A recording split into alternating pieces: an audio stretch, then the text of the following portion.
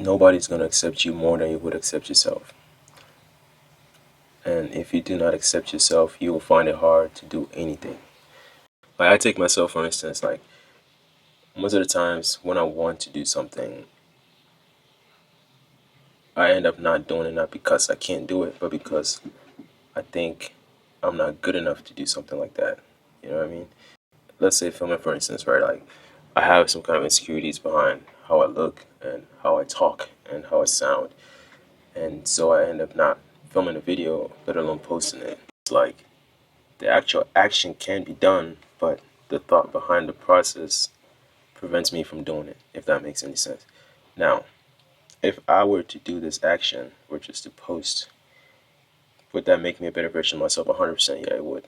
But the thought process behind it and the thought process that prevented me from posting that video leads me to a place where I never posted a video and I'm not a better version of myself, all because of how I saw myself. It's so hard, like, and you could take this in any aspect, in any other way. You're trying to lose weight, right? You hate yourself for being fat. You hate yourself for being too skinny, and you kind of like are so disgusted in yourself that you punish yourself by saying, you know what, you deserve this. You deserve looking like this. You deserve feeling like this. So you might as well not do it. And so that level of self-hate and self-rejection ends you up into not even putting in the work to be a better version of yourself.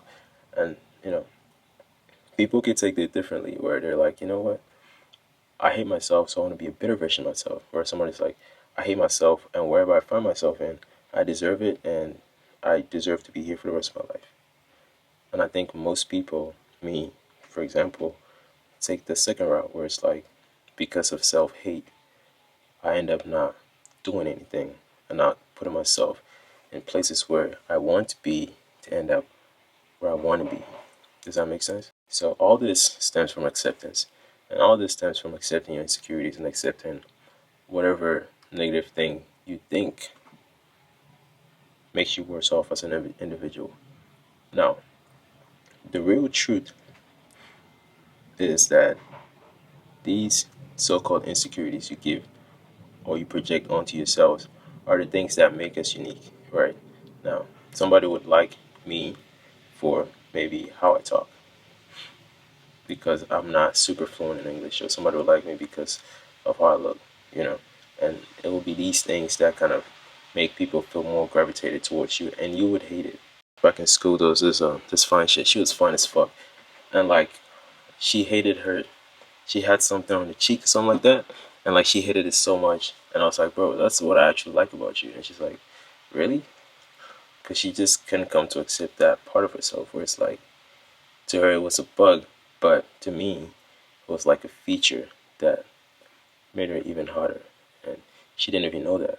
Now, how do we accept ourselves? That's the first thing we come up like, yeah, I've heard this, blah blah blah. But how do I accept myself? How do I feel good about myself when I can look in the mirror and I see the proof that I'm not who I want to be, right? Now that's a hard question. I'm not gonna hold you. That's hard because I still struggle with it. I'm not gonna hold you. Like, feeling of not being good enough kind of holds me back a lot. And honestly, bro, I don't know. But I think when we start noticing ourselves, when we start noticing the negative self-talk we give ourselves, I feel like that's where it starts. So the moment you hold back on the negative self-talk, the moment it hits you, you look yourself in the mirror and say, "Oh, I hate this." And you about to give yourself any negative self-talk, you kind of catch yourself in the person like, you know what, you're about to do it. You're about to do it. That is one way of kind of noticing. That is the baby steps we would take. Writing code, for instance, like if I'm trying to build something and I've been at a problem for like hours trying to figure it out and I can't figure it out, and it kind of gets into my head where I'm like, you know what? There's no way I'm ever gonna figure this out. Me actually catching myself in the process of like, hey, what are you about to do? You're about to literally talk shit on yourself. Why are you doing that? And that kind of gets me back into it. Where it's like, okay, this is not helpful. Like, logically speaking, why would I negative self-talk myself? It helps me in no possible way, right? Another thing is gratitude. And I know it's like, oh shit, here we go again. Grateful. What should I be grateful for? You know what I mean? Like I think of so much things where it's like I don't see the need to want to be grateful for anything. Where it's like I could definitely be better at something, and I'm not better at it. So like, why choose to be grateful? Like this little thing happened, so what? Who cares? But the truth is, do you treat the same way of the good things happening? Do you treat the negative aspects in the same kind of light? Does that make sense? Like you not giving yourself credit for the little things, the little positive things that happen in your life. You just brushing it off versus the same thing, but in the opposite way. What kind of attention do you give it? Does that make sense? Like, fuck, how do I even say this? Like, I, for instance, easily brush the positive things that happen in my life. Let's say I make somebody smile by complimenting them, all right, saying something good about them. I easily brush it off like, oh yeah, it's nothing. Move on. Let's say I work out. Oh, it's nothing. It's no big deal. Easily brush it off. But then the littlest thing that happened, say I get rejected. Say, I was trying to say something and come off smart, and I didn't come off. I post a video and I flop. Like something small like that, right? I try to compliment her and she didn't take it good. And it's like, oh fuck. It's like an awkward conversation I have with somebody. That little awkward conversation, I keep that awkward conversation throughout the whole day. Whereas that same day, that was a positive conversation I had with somebody else, and I don't even bother thinking about it. So that's where gratefulness comes in, where you kind of look out for the positive things in life. Because why would you stand on the negatives if it's hurting you? Why would you stand on the negative if it's hurting you? Why not just stand on the positive? Why not just use the positive as a fuel to move on? Because if I can easily brush off the positive things, but then accept the negative things and have it affect my day throughout the whole day and affect my mood and affect everything I get to do, it's like it's literally hurting me. Why not just flip that? And then instead of accepting the negative, I accept the positives and I dwell on that.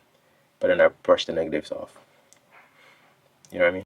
That is another way I realize we could start accepting ourselves and start actually trusting the process of our growth, right? Gratitude leads us to seeing the big picture of everything that happened before the present. The fact that I've been able to get here by taking these steps, now these steps may look like baby steps, but the fact that I actually got here means a lot, and I should be grateful for that. And then through that, I am accepting myself. And then through that acceptance, I love myself to be a better version of myself. And this is not like make me feel good type shit. Like at the end of the day, it is you. When you go look in the mirror, it is you in that mirror. You spend most of your life by yourself. Most of our lives we spend inside our heads by ourselves in our thoughts. And if your head is such a scary place, then how would you even progress? You know what I mean? The good part about this whole thing is that it's a journey and we get to experience things happen to us and that we don't just fix ourselves today, but we will probably not be able to fix ourselves till we're probably dead. But in the progress we make in between is what matters. So how I grew is what actually matters. It's not about me getting to the end. It's about the person I became through those processes that make me a better individual. And that is a nice part in life. Like, no one is perfect. No one will be perfect. Everybody hates something about them. But they still do shit regardless. But they still make progress. And if you're at the lowest point in your life, think about all the progress you can make. That is like the positive caveat you can pick from this. That you have so much progress to make and it's going to be so overwhelming. And you'll be like, holy shit, I'm actually doing this. And that is the nice part. It all starts with acceptance. And I'm doing this too. Like, I'm trying to accept myself right now. And there's not to be ashamed of. Like, it is you. Like, it is your life. It is what you do. So, like, bro, just do it, bro. Like, just fucking do it. Either ways, it don't matter. Like, you would die. Like, it will be over, and it would never matter. It's like, why not do it? You know what I mean? Like, it's just fun. I feel better doing this shit. Like, I literally feel better filming this, and it's fucking awesome. Like, I'm happy doing this shit. I'm gonna edit this. I'm gonna post this, and it's just nice. Quick note before I leave. I do this thing where I post notes because I'm building an app about books I read and how I keep notes on the books I read, of the notes that kind of impact me. And so there's the note that I got here for you. And today's note is this: people buy for their reasons and not for yours. You'll fail at a sale when you ask them to buy for your personal reasons. It's from The Psychology of Selling by Brian Tracy.